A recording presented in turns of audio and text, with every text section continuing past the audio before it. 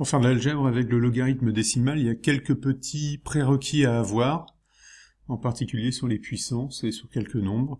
On va voir ça tout de suite. Alors les premiers prérequis, c'est la puissance de 10 par exemple. 10 tout court, c'est 10 puissance 1, on compte le nombre de zéros. Par conséquent, 1000, c'est 10 puissance 3, et justement le logarithme va s'intéresser aux puissances. De même façon, 0,1, c'est 1 dixième, c'est-à-dire 10 puissance moins 1. 0,001, il y a 3 zéros, c'est 1 millième, 10 puissance moins 3. Mais le logarithme décimal peut ainsi intervenir sur des nombres avec d'autres puissances, par exemple 8. 8, c'est 2 fois 2 fois 2, c'est-à-dire 2 puissance 3. Par conséquent, on peut commencer à faire des combinaisons du type 2000. 2000, c'est 2 fois 1000, c'est-à-dire 2 fois 10 puissance 3. Mais aussi 8000. 8000, c'est 8 fois 1000, c'est-à-dire 2 puissance 3 pour le 8, et 10 puissance 3 pour le 1000. Dans ce cas-là, exceptionnellement, on pourrait mettre 2 fois 10, le tout à la puissance 3. Comme ici, on peut aussi faire des fractions. 0,008, ça peut être 8 fois 10 puissance moins 3, ou bien ça peut être 8 divisé par 1000. Et dans ce cas-là, dans les deux cas, ça va faire 2 puissance 3 fois 10 puissance moins 3, 2 puissance 3 fois 10 puissance moins 3. Ou ici, 2 puissance 3 sur 10 puissance 3. Ça, c'est les prérequis, c'est des choses qu'on a vues en seconde et qu'il faut commencer à bien appréhender. Du coup, je vous propose quelques exemples que vous devez essayer en mettant sur pause, et tout de suite après, je vous donne la correction.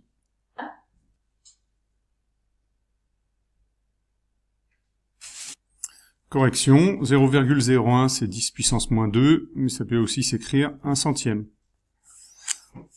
0,02 c'est pareil, c'est 2 centièmes, ou c'est 2 fois 10 puissance moins 2. Il y a 2 zéros devant le 2. D'où vient, c'est là où vient le moins 2. 1 vingtième, c'est 1, 2 fois 10, 1 sur 2 fois 10, c'est-à-dire 1 demi fois 10 puissance moins 1, qui peut aussi s'écrire 0,5 fois 10 puissance moins 1, c'est-à-dire 5. 0,05, pardon. 1 sur 800, c'est 1 sur 2 puissance 3 fois 10 puissance 2, c'est-à-dire 10 puissance moins 2 et 2 puissance moins 3.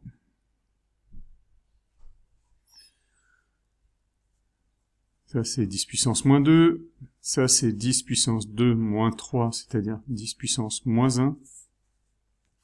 Ici, ça va être, on additionne, par contre, au lieu de soustraire, ici on soustrayait parce que c'était une division, on voit déjà une des propriétés du logarithme. Ici, on va additionner les puissances, parce que c'est une multiplication, 10 puissance 5. Alors pour ceux qui veulent le détail, 10 puissance 2 c'est 10 fois 10, 10 puissance 3 c'est 10 fois 10 fois 10, il y a bien 5 10 qui se multiplient entre eux. Ici, 5 fois 10 puissance moins 2, ça peut s'écrire aussi de cette façon-là. Donc il y a plein de façons différentes d'écrire ces nombres-là. Maintenant, on passe au log. Ici, on a plusieurs petites astuces. Alors, on a dit que 100, c'était 10 puissance moins 2, 10 puissance 2. Le logarithme ne compte que les puissances, ça fait 2. Les puissances de 10, attention. Autrement dit, on pourrait aussi dire que c'est 2 fois logarithme de 10. Et logarithme de 10, il compte le nombre de zéros, il n'y en a qu'un ici. Donc 2 fois 1, 2. On obtient le même résultat. Log de 0,01, c'est log de 10 puissance moins 2 ce coup-ci. Mais certains verront autre chose aussi. Alors, log de 10 puissance moins 2, c'est le moins 2 qui devient une multiplication. Log de 10, ça fait moins 2 fois 1, moins 2.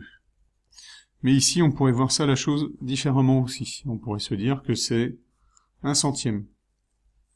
Le logarithme, il a comme propriété de transformer la division en la soustraction de 2 logarithmes. Le logarithme de 1 moins le logarithme de 100. Logarithme de 1, il n'y a pas de 0, ça fait 0, moins le logarithme de 100, il compte le nombre de 0, c'est 2, donc effectivement on tombe bien sur moins 2. Pour ceci, en réalité il n'y a pas de résultat, puisque si vous vous rappelez, lorsqu'on trace le logarithme,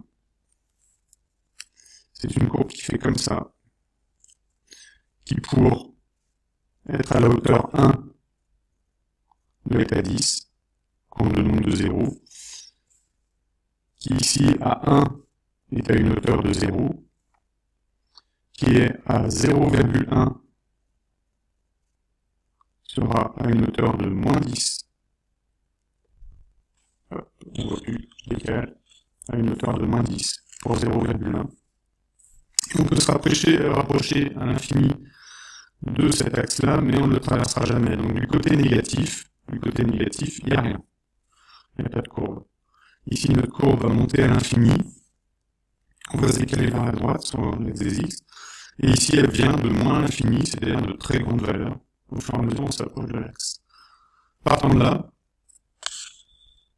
log de 0, il n'a pas de solution, de même que log de moins 1 n'a pas de solution. Log de 0, ici, n'a pas d'intersection avec la courbe, et log de moins 1, ici, n'a pas de solution, c'est-à-dire qu'on ne trouvera pas un point sur la courbe non plus. Partie négative, il n'y a pas de résultat. Dans ces exemples, je me suis appuyé sur 3 propriétés du logarithme. Le logarithme décimal compte le nombre de puissances sur 10. Donc si 10 est à la puissance n, ce qui intéressera le logarithme, c'est le n, qui est ici en puissance. Le logarithme de deux nombres qui se multiplient transforme en somme, addition, de deux logarithmes, le logarithme de a et le logarithme de b. Je répète, le logarithme d'une multiplication a fois b se transforme en logarithme de a plus logarithme de b. Et si c'est une division, ça devient une soustraction. Ici, 6 autres exemples où l'idée est d'extraire le logarithme de 2 sans le calculer. Donc on va voir ça, le 2 on le voit à chaque fois apparaître dans les nombres qui sont proposés. Ici il faudra se poser la question. Et il va falloir l'extraire. Donc comment l'extraire? On extrait 2, 2000 c'est jamais que 2000 fois 2 fois 1000, pardon. Et du coup, la multiplication, ce qui a été dit précédemment, devient une addition. L'addition de deux logarithmes. Le logarithme de 2 et le logarithme de 1000. C'est bon, logarithme de 2 on l'a, maintenant il faut simplifier le reste. Plus quoi alors? Plus logarithme de 10 puissance 3, le logarithme compte les puissances, il reste donc 3 ici. Attention, ça s'écrit comme ça, log de 2 plus 3, et rien de plus, allez pas additionner 2 et 3, le 2 appartient au logarithme ici. Cas suivant, ici ça va être le logarithme de 2 divisé par 100, en définitive, ou bien le logarithme aussi de 2 fois 10 puissance moins 2.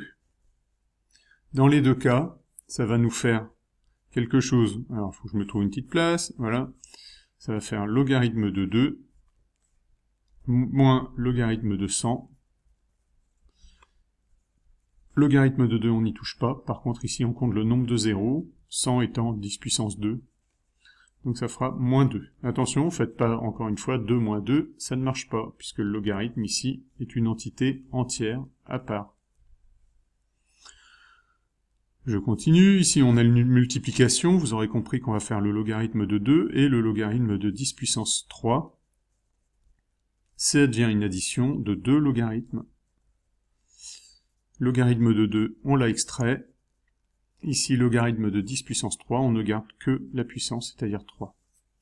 Comme je manquais de place, j'ai repris mon affaire. Ici, on a une division. La division va devenir une soustraction. Soustraction de logarithme de 1 moins logarithme de 20. Logarithme de 1, on a vu précédemment que ça faisait 0, moins logarithme de 20. Alors là, il va falloir prendre ses précautions, on va mettre un moins devant un grand crochet, et on va décomposer logarithme de 20. 20, c'est 2 fois 10. Par conséquent, la multiplication ici va devenir une addition. On garde le moins, on garde le crochet, l'addition de 2 logarithmes, log de 2, log de 10. Log de 10, on connaît, il compte les zéros, il y en a 1, ça va faire donc 1 ici. Tout ça, c'est dans un crochet, avec un moins devant, on va se débarrasser maintenant du moins, ou plutôt on va le distribuer dans le crochet, moins log de 2, moins 1. Il va voir les deux éléments qui sont dedans. Le suivant, alors ici, il faut se rappeler que le logarithme casser les puissances, le logarithme, une de ses propriétés, c'est de transformer les puissances en multiplication, les multiplications en addition et les divisions en soustraction. Ici, on a une puissance, par conséquent, la puissance va tomber devant le logarithme. Ça va faire 3 fois logarithme de 2, et c'est tout. C'est tout ce qu'il y a à faire, puisqu'on a extrait le logarithme de 2. Logarithme de 800. On va extraire déjà le 8 et le 100, de sorte qu'on ait une puissance de 10 ici. 100, c'est jamais que 10 puissance 2. 8, c'est 2 puissance 3. Ah ça tombe bien, on vient de le voir ici, juste au-dessus. Donc, on a donc à faire le logarithme de 2 puissance 3 fois 10 puissance 2. La multiplication devient une addition, l'addition de 2 logarithmes, log de 2 puissance 3, plus log de 10 puissance 2. Ici, on l'a vu juste avant, la puissance va tomber devant, ça va faire 3 fois logarithme de 2, plus ici, le logarithme ne compte que les puissances, c'est-à-dire 2. On y est, et c'est tout.